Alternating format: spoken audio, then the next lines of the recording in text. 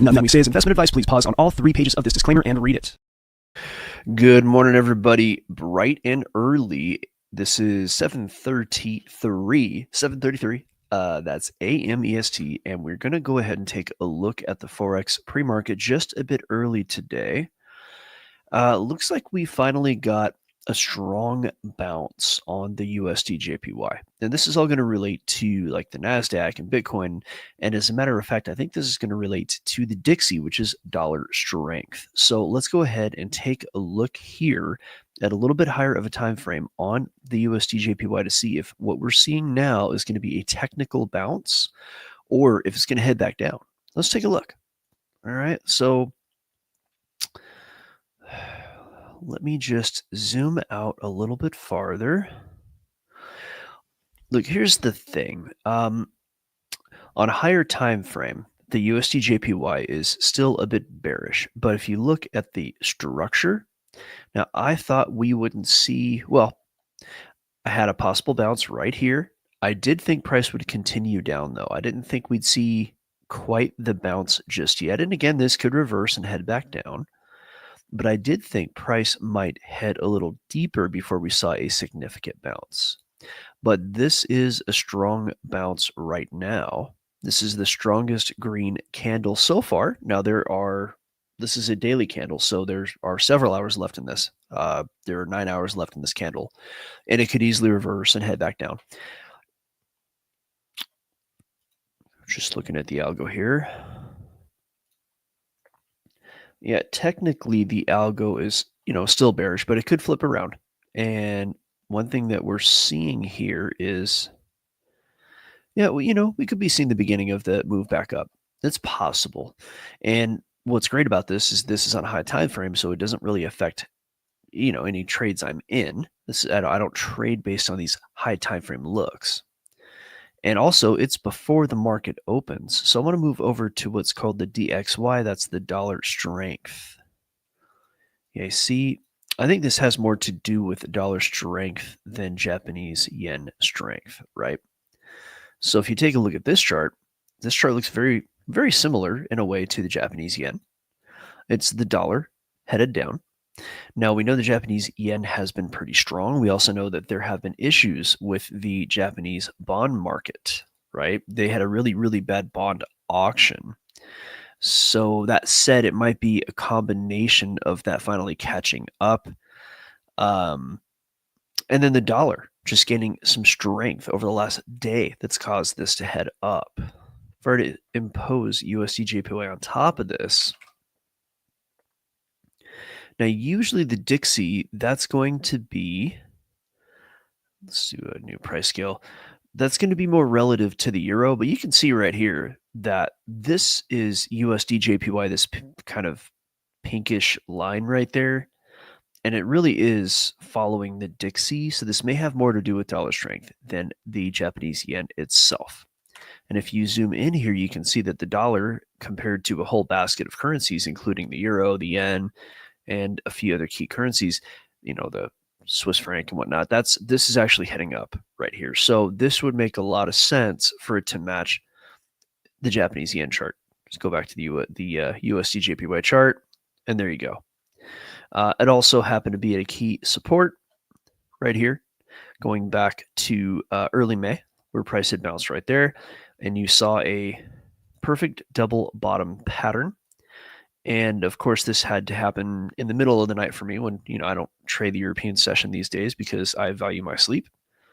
But what's going on here? Hold on a minute. Got some funky colors on my screen. Might have to fix that. Give me just a moment. I think I know what the problem is. Let me see here. Yeah, I got a camera setting that I have to fix here. Give me just a moment. Let's go back. Okay, hey, what's up, everybody? Nice close up. Here, there, and there. Ah, whoa! Look at this. What a crazy look here. Might have to shut my camera off. Give me a second. Wow, that was crazy. Yeah, you know what? I had done a show on Sunday, and it had Let's put myself back on there. Sorry about that, folks. See if I can fix this. No. Okay, everything's all messed up now. Oh boy. Okay, you know what I'm going to do? I'm going to go old school here. We're not going to worry about my face being on the deal. I'm going to share the screen. And we'll just do it this way for today. There we are. Okay, back to it. Sorry about the confusion, folks. Had a little issue there. Like I said, so how long is this going to last? How long is this move up going to last on USD JPY? Can we make money with it? Well, maybe. What's dangerous about this is it's right now at a resistance, right? And the market hasn't opened yet, and there's probably going to be a bunch of news today, and. But if you look right here, this is a typical double bottom formation. Let's go ahead and get this here, and let's change it up a bit. I'm going to make this easier to see. So price came down a long way, made a bottom, came up, and then made another bottom and came up. Let's zoom in on that. Let's see why this matters. Okay, this is a true double bottom, okay? Massive move down. And then you have a textbook double bottom. That, again, happened while I was sleeping.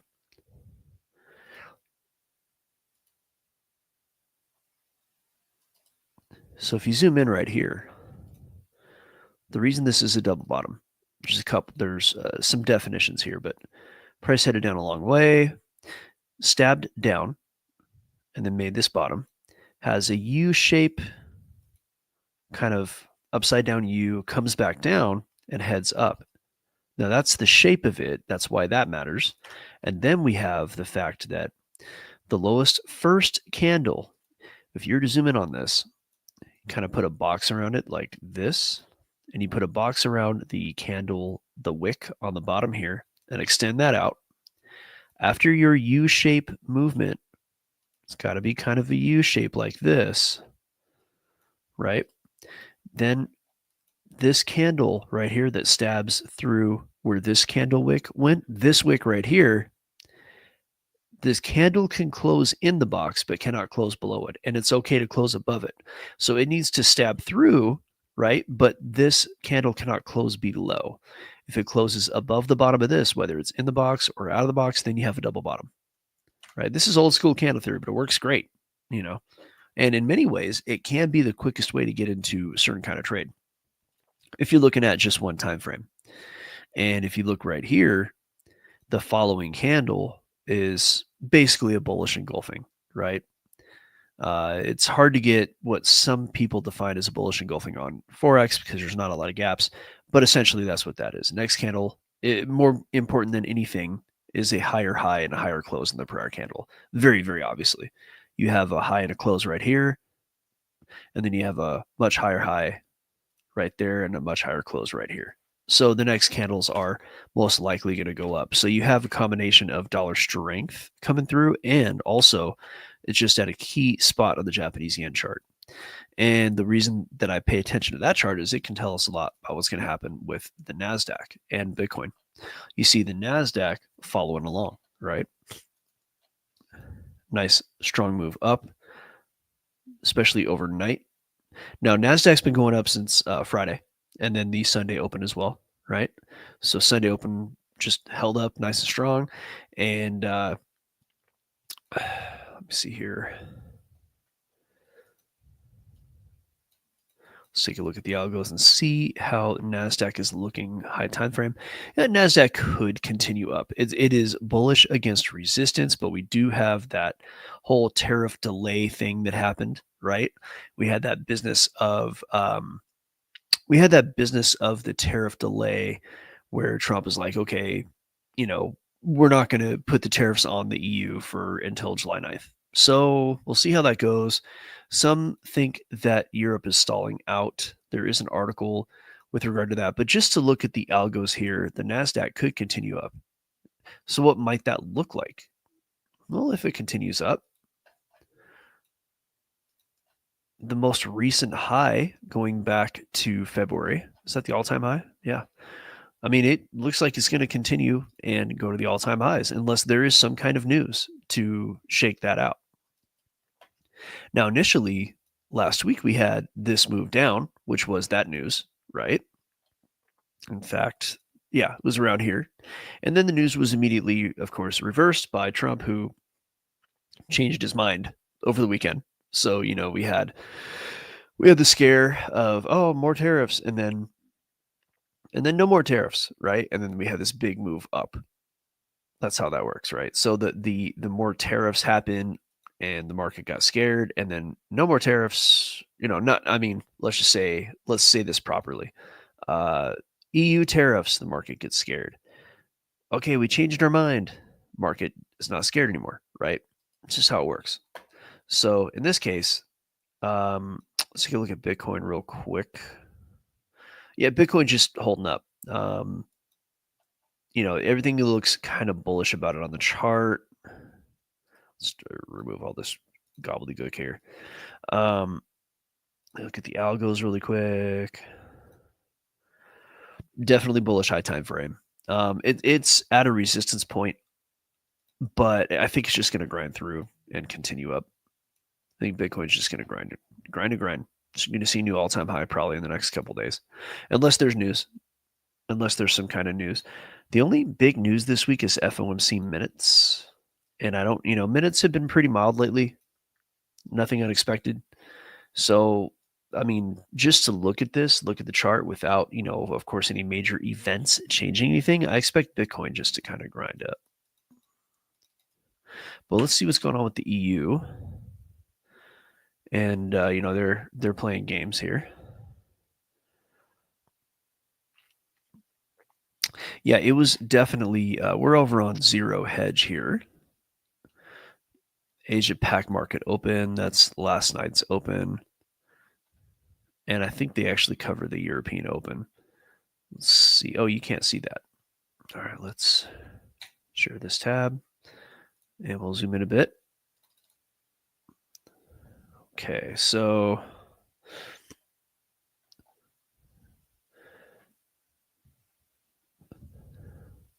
yeah, see 50% tariff on the EU. Some markets kind of closed a little weak. And then he also threatened a 25% tariff on Apple. And then Sunday, on the futures open 2 days ago, he went ahead and said, actually, you know what, we'll stall that out as far as the European deal was. We'll give more time. So the whole market started to head up. And then you had EU President von der Leyen saying she had a good call with Trump to discuss a trade deal needed until July 9th. So they're kind of stalling out. So we have it's a short week. Obviously, it's Tuesday. The markets were closed yesterday for U.S. equities, and actually the Brits were closed as well. So not really anything exciting here that we don't know about already. Let's see here. Fed Chair Powell refrained from making comments on economic policy outlook and urged university students to protect democracy. Okay, so Fed Chair Powell didn't really say anything when he talked last week. Russia, Ukraine, not seeing anything. The NVIDIA might be interesting to look at. Mass production of new China Blackwell chips. So basically, what's going on is that I think there's like a $50 billion market that NVIDIA's been missing out on, because under Biden, they wouldn't manufacture chips that would go to China. Now they're going to manufacture a certain kind of AI chipset that goes to China. They're priced at like $6,500 to $8,000. And apparently they're going to try to regain that lost market share that was going on. So let's go back to the headlines here. Quick look at NVIDIA.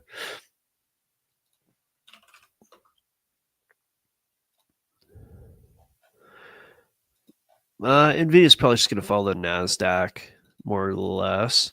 It does have a notable hump to overcome here. It's going to want to kind of be quiet, but if there's enough strength, it'll ignore that.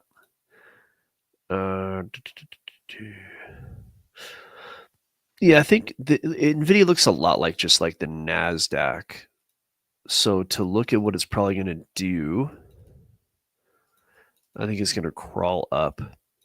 You might have a pullback here and there, and it's going to, there's a lot of muck that it has to make it through in this kind of 128 to 153 area. But I think what you're going to see here, let's take a look lower time frame.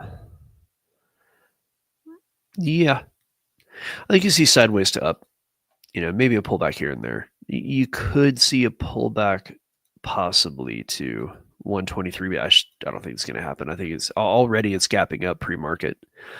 So the market closed Friday 131.29. It's already up to 134.61 pre-market. Doesn't mean it's going to like continue up, but it probably will. So at least like sideways to up. And then if, again, this is all going to be, NASDAQ related, but it might just kind of shoot up and then start to kind of take these little mini pullbacks. But I think you'll probably see 150 in the near future, as long as things continue going the way they are. And, again, June 9th isn't that far away. This is a daily chart. So June 9th is like, let's put a line on it. And June 9th is the where the Europeans have to make their negotiation buy. So price might kind of go sideways until then, but it wants to go up. It's just up against resistance. So that's NVIDIA for you. There is an opinion on the Europeans and what their tactics are for the negotiation. Let's see. Oh, you're not able to see the screen. That's great. All right. Let's go over. Yeah, my normal camera stuff isn't working today, so let's see. Where is the? Yeah, there's an issue there. So the Japanese bond market is imploding. I mean, according to this article, I don't think it's all that. This is a what do you call those? This is a headline, right? This is a what do you call it when they try to make it sound crazy than it is, right? It's one of those oh man, I can't think right now. What is the news always? Sensationalism. Okay, so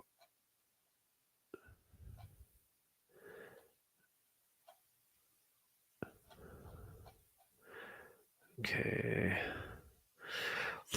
You have to try to dig through all of the opinions to try to see what's going on here, but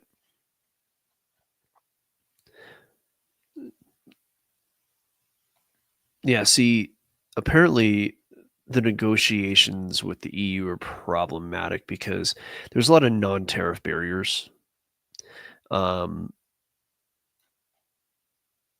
the Europeans just don't really want to make a deal. So, I mean, if they don't want to make a deal, then, Trump just put the tariffs back on and that'll be that. So most of the U.S. team demands coincide with the Draghi report's concerns about excessive regulation and internal barriers. U.S. requests of the European Union were significantly less demanding than the negotiations of burdens from China or India. And demands are not outlandish. So the Europeans are just digging in their heels. So we'll see how that goes. But it may just simply be taking time, right? We'll see about it. If they're going to stall, they're going to stall. Looks like the European Open was strong enough. Let's go back to the charts. Let's take a look at the euro itself. And let's go to a lower time frame.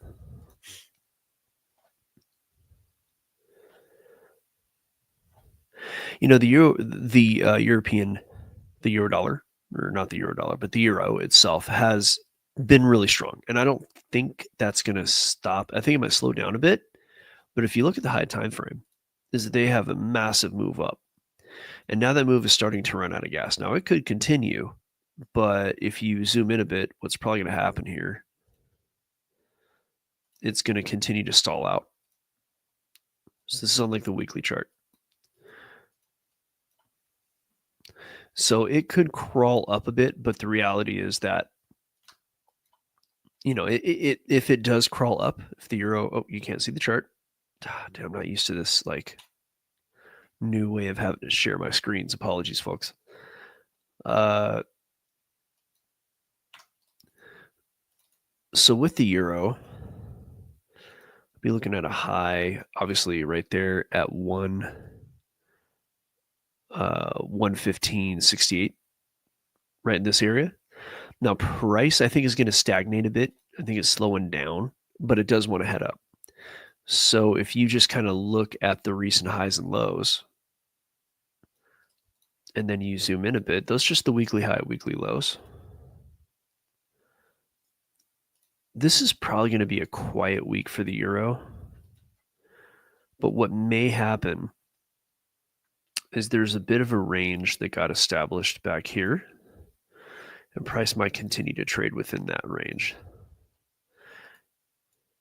Maybe slightly below, but the euro might just be kind of like good for scalping, unless there's some surprise news or something like that. You might see something like this. Now that it's had a few days to breathe, But eventually, I think it will, even though it might pull down a bit, I think eventually, whatever it does, it's going to come back up to retest this high up here. So that's what I'd be looking for on that.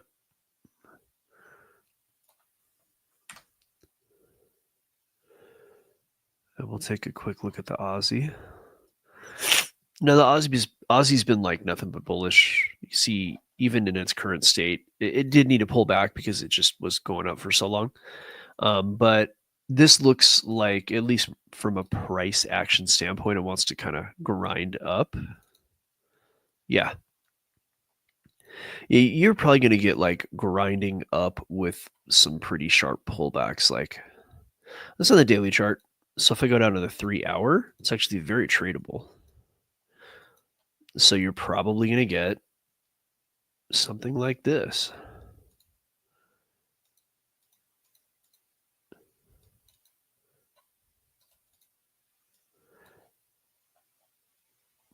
Something like that is probably what you're going to get.